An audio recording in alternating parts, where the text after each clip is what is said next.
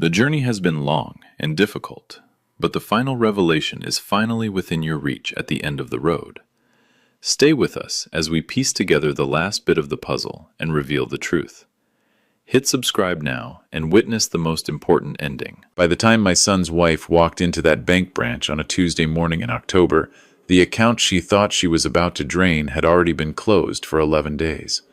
I want you to picture that moment. Picture her standing at the counter, sliding across a piece of paper she'd spent weeks preparing, wearing that confident smile she always wore when she thought she'd already won. And then picture the teller's face. Polite, careful. The way people look when they have to deliver news they didn't expect to be delivering that morning. I wasn't there to see it, but I heard about it later, in detail. And I'll be honest with you, I didn't feel the satisfaction I thought I would. What I felt was something quieter, something closer to grief, because none of it had to happen this way. My name is Robert. I'm 68 years old. I spent 31 years as a senior accountant for a mid-sized construction firm in Hamilton, Ontario. I know numbers. I know contracts. I know exactly what language means in a legal document.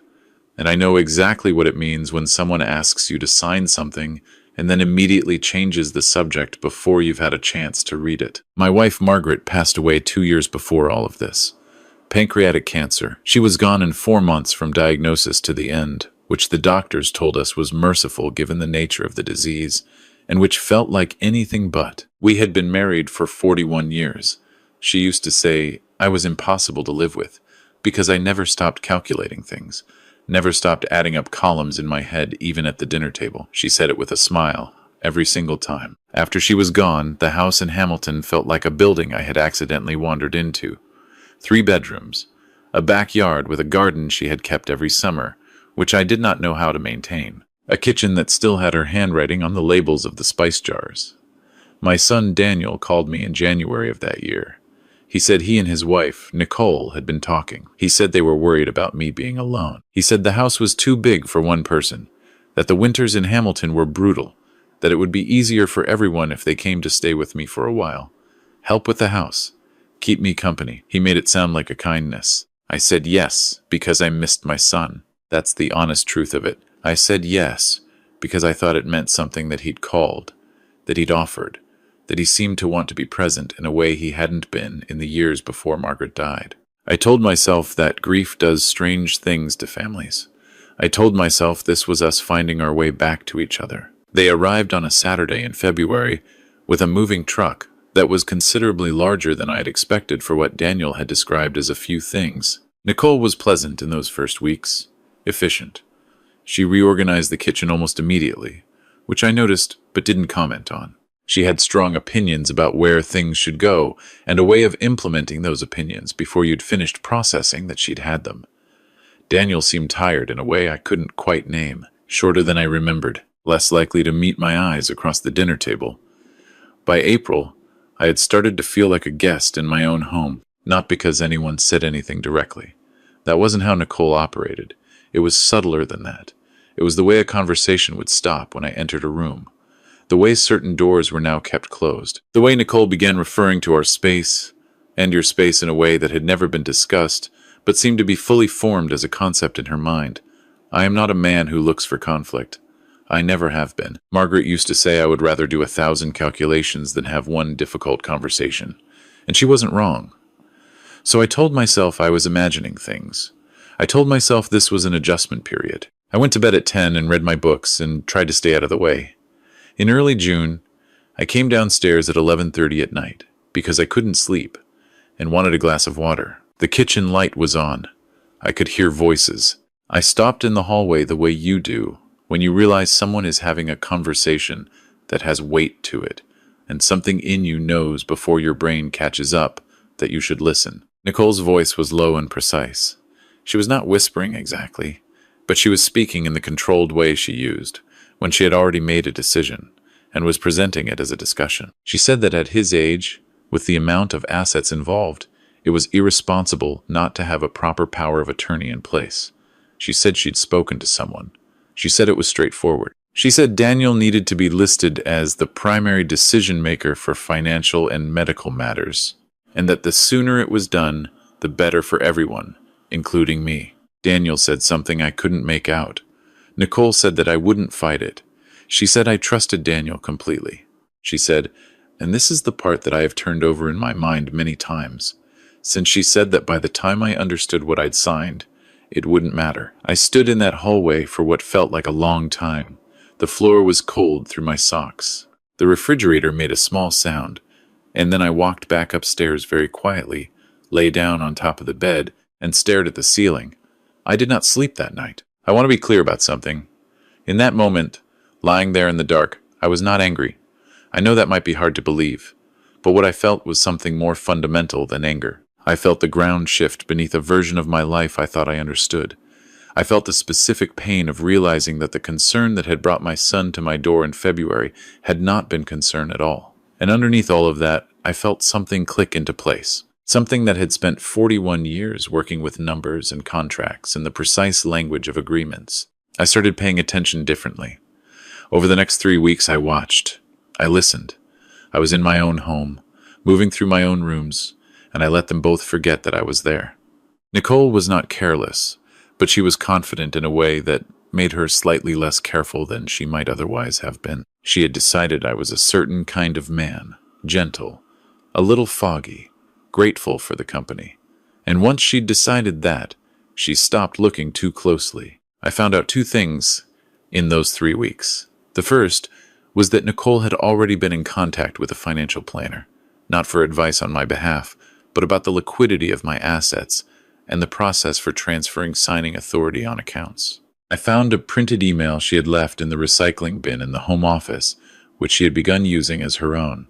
The second thing I found out was that Daniel knew more than he'd been pretending not to know. That second one was harder. I called a lawyer, not someone local, because I didn't want the conversation getting back to anyone. I drove to Burlington on a Thursday afternoon, told Daniel I had a doctor's appointment, and sat down with a woman named Patricia, who had been doing estate law for 22 years.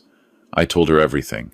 I laid it out the way I'd been trained to lay things out in order, with specifics, without editorializing. She listened with her hands folded on the desk, and when I finished, she said, "You came here just in time." She explained what Nicole had likely found out, that if a power of attorney for property was signed and witnessed correctly, and if I were later assessed as having diminished capacity, or even if I simply signed things I didn't fully read, the document would give Daniel extraordinary control over my finances, my pension, my investments, the house, which was worth considerably more than it had been when Margaret and I bought it in 1991, because Hamilton had changed around us while we weren't paying attention to the market. Patricia and I met 4 times over the following 6 weeks. I did not tell Daniel or Nicole about any of it. I drove to Burlington on days when I said I was visiting a friend from the old firm, which was partially true because I did stop for coffee with Jim Kowalski on the way back twice, and Jim is the kind of man who doesn't ask questions when you seem distracted. We did 3 things. First, we updated my will. It had not been updated since before Margaret's illness, and it needed work regardless of the circumstances. Second, we established a new structure for my investments, moving the primary accounts to a different institution and adding specific legal protections that would require my direct involvement in any transaction above a nominal amount. Third, we prepared documentation. This is the part that Patricia and I spent the most time on. I had kept the email from the recycling bin. I had also, beginning in late June, started keeping notes, dates, times, specific things said. I am an accountant. I have been keeping detailed records my entire professional life. The notes were thorough. I also, and I want to be straightforward about this because I think it matters, purchased a small digital recorder. A simple one, the kind you can find at any electronics store. I kept it in the breast pocket of my cardigan when I was home. I did not record every conversation.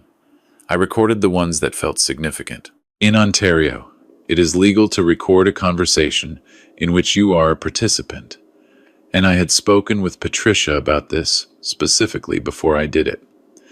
I have 4 recordings. The clearest one is from a Sunday afternoon in July, when Daniel and Nicole did not know I was in the sunroom at the back of the house. The window was open because it was warm, I could hear them on the back patio. Nicole was laying out a timeline. She used the words before he figures it out. She used the words once we have signing authority. She said that once the power of attorney was in place, they could manage the house situation. I sat very still in the sunroom with the recorder in my pocket and listened to my son say nothing that contradicted any of it. In August, Nicole told me over dinner that she'd found a wonderful lawyer, very straightforward, nothing to worry about, who could help me get some things organized. She said it would be a good idea to have someone managing things in case something happened. She smiled when she said it. I said that sounded very thoughtful of her. I said I would think about it. She was satisfied with that answer. I could see it in the way she reached for her wine glass. I had one more meeting with Patricia in September. We went through everything, and she told me that what I had was solid. She said we had a clear record and that if anything were to escalate, I was well protected. She also said something I've thought about since. She said, "You could have reacted much earlier, and it would have been messier. You were patient. That matters." I drove home from Burlington that last time, and I sat in the driveway for a few minutes before going inside. The leaves on the oak tree at the front of the property were just starting to turn. Margaret had loved that tree. She'd been furious when the city wanted to trim it back years ago, and had written a letter to the counselor's office that was 3 pages long. I went inside and made myself a cup of tea and sat at the kitchen table and thought about what I was going to do next. I decided to do it properly. I chose a Wednesday evening in late September. Daniel was home, which mattered to me. I wanted him in the room. I had called my brother-in-law, Margaret's brother Ted, who lives in Oakville and has known me for 40 years, and asked him to come for dinner. I told him I needed a witness to something, and that I would explain when he arrived. Ted is a quiet man who spent his career as a civil engineer and does not rattle easily. He came. I had also called a woman named Sandra, who had been Margaret's closest friend for the last 15 years of her life, and who had continued to check in on me in the months since. Sandra came as well. She sat at the table with her hands around a mug of tea, and looked at me with the expression of someone who had suspected something was wrong for some time. Nicole came downstairs, saw Ted and Sandra at the table, and her smile shifted. Just slightly. Just enough. I asked everyone to sit down. I had prepared a folder. It was a habit from 31 years of professional life. When you are presenting information, you present it clearly, in order, with documentation. The folder had 5 sections. The first was the original email from the recycling bin, now in a sealed sleeve. The second was my notes, dated and signed. The third was a printed transcript of portions of the audio recording, with the date and time marked. The fourth was a letter from Patricia's firm, outlining the legal protections now in place on my accounts and estate. The fifth was a single-page document. I had prepared myself a summary of what had been planned, and what had instead occurred. I slid a copy across the table to Daniel first. I want to tell you what his face looked like when he started reading, but I find I don't have the heart to describe it in detail. He is still my son. Whatever else is true, he is still my son, and watching someone you love understand what they've done is not a simple feeling. I am not sure there is a word for it. Nicole's reaction was different. Nicole went very still, and her eyes moved quickly across the page in a way that told me she was assessing rather than absorbing. She looked up at me and said, "My name. Just my name," as if she thought the right tone might still change something. I told her it was too late for that. I told them both calmly, because I had decided I would be calm what I had found, what I had done about it, and what the current state of affairs was. I told them that my accounts were no longer accessible to anyone but me, and that my will had been updated by a lawyer in Burlington and was now in a secure location. I told them that Patricia's firm was aware of the full situation, and that a copy of everything in the folder had been left with Ted as a secondary holder. I told them that the recordings had been reviewed by legal counsel. Nicole said that I was misunderstanding the situation. She said the power of attorney had been meant to protect me. She said I was being unfair. Sandra put her mug down on the table with a small, deliberate sound, and said, "I think you should stop talking now." Nicole stopped talking. Daniel had not said anything since he'd started reading. He put the papers down on the table very carefully, and looked at me and said he was sorry. He said it the way people say things when they know the words are not adequate, but they don't have anything else. I looked at my son, this person I had held as an infant in the Juravinsky Hospital on a February morning 37 years ago. This person Margaret had read to sleep every night for years. This person I had driven to hockey at 5:30 in the morning through Hamilton winters, without once complaining about it, and I said that I knew he was. And then I told them both that I needed them to be out of the house by the end of October. Nicole started to say something about their rights as occupants. I had asked Patricia about this specifically. I told Nicole that she was welcome to consult her own lawyer, and that Patricia's firm had already prepared for that possibility. There was nothing in the arrangement of their staying with me that constituted a tenancy. They had no legal right to remain. Ted drove them to the lawyer's office the following week to review the documents Patricia's firm had sent over. There was no disputing any of it. Everything was in order, because I am the kind of man who makes sure everything is in order. They were out by October 28th. I watched their car reverse out of the driveway on a cool Tuesday morning. I was standing at the front window with a cup of coffee. The oak tree had lost most of its leaves by then, and they were collected in drifts along the side of the property. I stood there for a while after the car was gone. The house was very quiet. I called Ted that afternoon. He asked me how I was doing, and I said I wasn't entirely sure. He said that was a reasonable answer. He asked if I wanted to come for dinner on Sunday, and I said yes, that I would bring the wine. Patricia called me the following week. She said that Nicole had contacted her office inquiring about the recordings and whether they were admissible, and that her office had referred Nicole to the relevant section of the Ontario Evidence Act. She said she didn't anticipate any further action. She said, in the careful language that good lawyers use, that the circumstances had been thoroughly documented, and that my position was unambiguous. I thanked her. She said she was glad it had worked out. She said she'd had clients in similar situations who hadn't caught it in time, and that I should feel good about the fact that I had.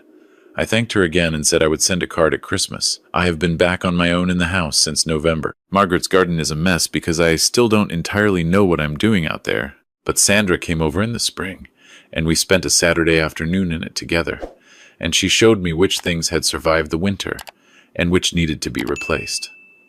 I planted 3 new rose bushes along the back fence. They took. Jim Kowalski retired in January, and we have started playing cribbage on Thursday afternoons at his place in Dundas. He knows something significant happened in my life last year, and he has not asked about it, which is exactly why we have been friends for 23 years. Daniel called me in December. It was a short call. He did not ask to come back.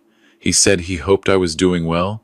I said I was. He said he was in Guelph, that he and Nicole were renting an apartment, that things were complicated between them. I did not say what I thought about that. I said I was glad he'd called. I said the door was not closed, not wide open, but not closed. He said okay. He said he'd call again in the new year. He did. It was a short call again. We talked about the Leafs, which is something we have always been able to talk about, regardless of everything else. I do not know where things go from here between my son and me. I am 68 years old, and I have lived long enough to know that some damage heals slowly, and some doesn't heal at all, and that you cannot always predict which is which. What I know is that I am still here, still in my house, still with Margaret's handwriting on the spice jar labels, which I have not changed and do not intend to. There is a version of this story where I don't go downstairs for that glass of water on that particular June night, where I sleep through, where I sign whatever is put in front of me because I am tired and grieving, and I trust my son. I have thought about that version of this story a number of times. It does not do any good to think about it, but I think about it anyway, because that is what it means to be human. What I will tell you is this. If you are in a situation where something feels wrong, pay attention to that feeling. Not every person your age who asks you a careful question about your finances is trying to protect you. Trust your own judgment, even when it is inconvenient. And find a good lawyer, not someone referred to you by the person you are worried about, but someone you find yourself, someone whose only job is to look out for you. I did not set out to outmaneuver my son and his wife. I set out to protect what Margaret and I built together over 41 years, because she is not here to protect it, and because she would have wanted me to. That is the only way I know how to think about it. The oak tree out front is leafing out again now. It does that every year, regardless of anything else, which I find, on balance, comforting.